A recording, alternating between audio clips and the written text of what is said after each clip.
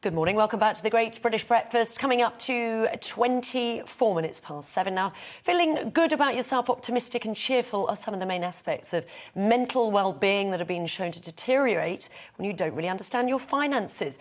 New research found that those aged 18 to 34 have the lowest levels of financial literacy, defined as a combination of awareness, knowledge, skill, attitude and behaviour necessary to make sound financial decisions and ultimately achieve individual financial well-being.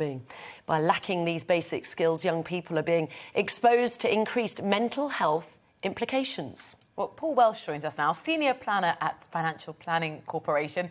Thank you very much for speaking to us. Look, why is it that our sort of young adults, 18 to 35-year-olds, don't really have the sort of underlying essential financial education? Things like, you know, how to plan for a mortgage, how to do your tax return. Why aren't we learning how to do this?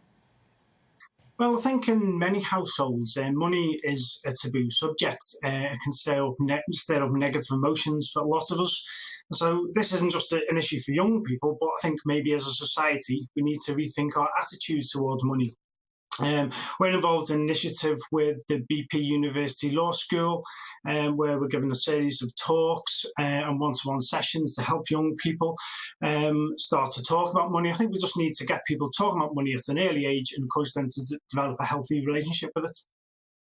Paul, yeah, I mean, is there an underlying problem here, sort of regards no financial education, so to speak, early enough? Or what needs to be done then to help youngsters, really? Yeah, I think, financial education was added to the national curriculum in 2014. But, you know, schools are hard pressed as it is to deliver content. But I think universities recognise that students often need support in areas unrelated to the studies.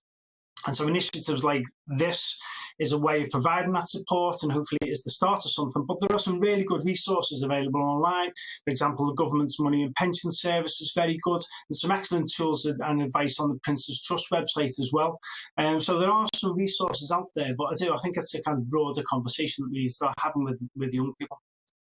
About young people, I mean, the student loan has been up for discussion at party conferences already. Do you think those students who are maybe now sort of a week or a fortnight into freshers actually really have an understanding of where their money's coming from, who they need to pay it back to, and how they should budget for the next sort of 3 years ahead?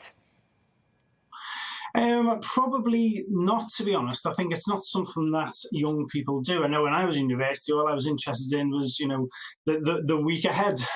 You know, so it's probably not something that actually students really think of. And again, you know, I think it's, you know, universities can help students in that regard and provide the support that they need.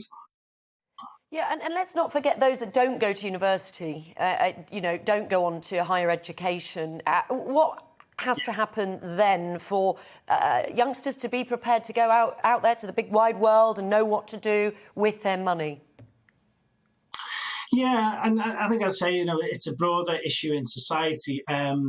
You know, I think there's initiatives, for example, one of our professional bodies, the Personal Finance Society. We have a couple of my colleagues have been into local secondary schools to provide some additional financial skills training. So I think it's not just universities, as you say. I think it needs to happen earlier on in young people's lives. Start that conversation about money and teach them the basic personal finance skills that they need to navigate life. You start with that. Is it, you know, talking to children about pocket money?